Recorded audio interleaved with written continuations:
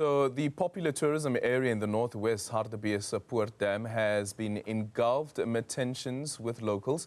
Some business owners have argued that they are being excluded on purpose along racial lines, while others argue that they are fighting noise pollution.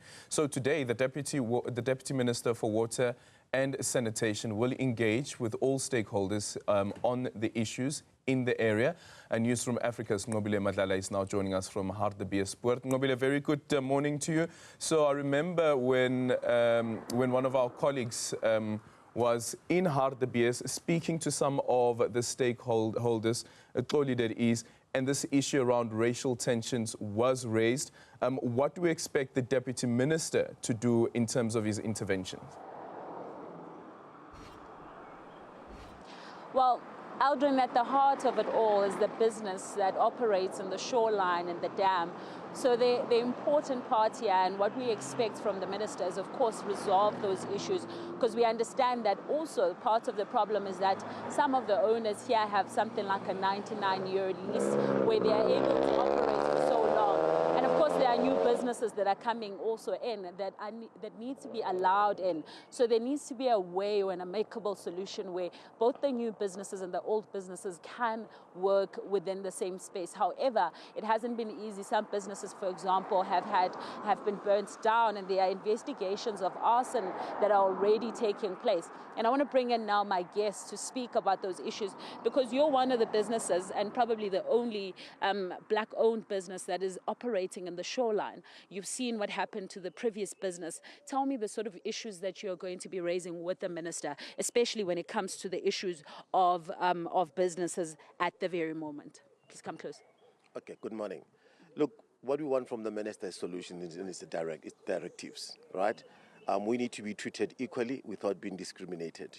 We need to be treated in the same manner as our white counterparts. We're not demanding anything out of this world. We just need to be treated fairly and just like any other person. What would qualify as a fairly treatment that you're asking for? Quite very specific.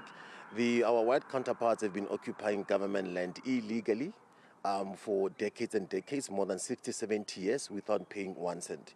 We want to occupy government land in the same basis as our white counterparts, reflecting the demographics of our country, but at the same time being treated fairly in terms of rules. It can't be that when a black person wants to occupy government land, just like the white counterparts, is now being subjected to rules and conditions that white counterparts have not been subjected to, that we have to pay market value, while they are not paying market value at all. And I think part of the issue that was raised was the fact that there was issues with regards to noise, which I believe was said to travel quite fast and quite for a long time in the water. Are those some of the issues that you're also willing to come to the table for? No, of course, but I know for a fact that that's not the truth. That's just an issue that they're trying to create a smoke. They're trying to create concerns that there is noise. Relatively and honestly so, our businesses don't operate midweek. We are shut down midweek, Monday to Friday in the main. We will operate, maybe have an outdoor event once in a while. Now, you can't now want to use that as an excuse, because even when you have an event, you apply for an event license so that you are able to be regulated. So that's an excuse. The fact of the matter is they are denying black people access and usage of the dam, and are denying black people access into the dam economy. They want to make it their own. Holly, thank you so much for speaking to us. I want to bring you in, Russell, and of course you come in here as representing quite a number of businesses to speak on their behalf. I think it's very clear from Holly just explaining to us that there's a denial in terms of businesses, and you want that access. Take me through the pointers that you're going to be asking from the minister. Yeah, I think we come here today very much prepared. More so because over the past 2 days we have had some consultations, and I think one must also acknowledge that we appreciate the spirit with which the Deputy Minister is coming.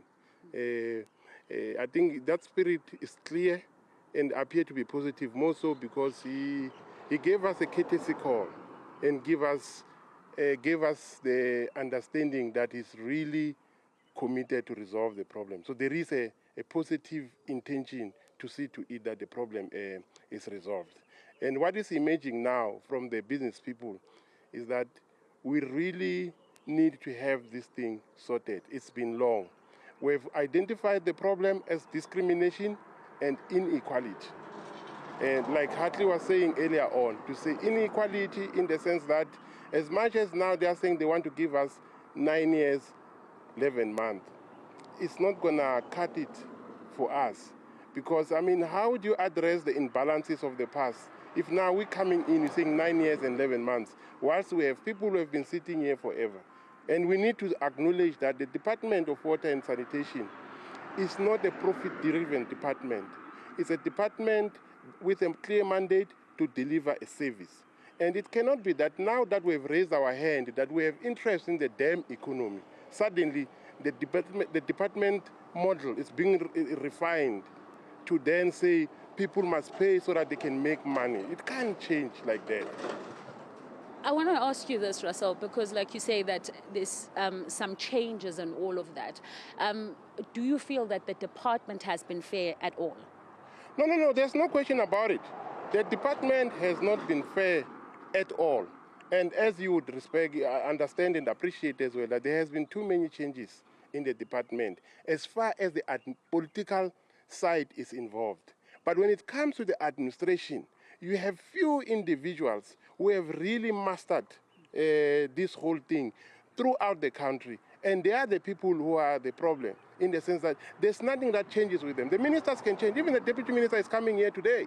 Tomorrow, he can be reshuffled somewhere else in another department. Someone else will come. But the officials who have been trusted to run with this thing, unfortunately, they have their own agenda. And I think that is the center of the problem. So we need some stability in terms of the officials coming to the party and commit to the transformation agenda.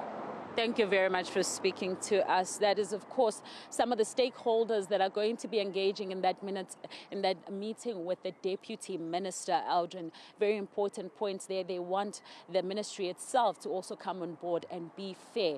As you can compare, some people having 99-year lease as opposed to some with just 9 years, 11 months. So those are some of the conversations that are going to be taking place here. Well, thank you so much for that update there. Nqobile Madlala joining us from Hartbeespoort, and a bit later on, the Deputy Minister for Water and Sanitation, David Mahlobo, will be in the area.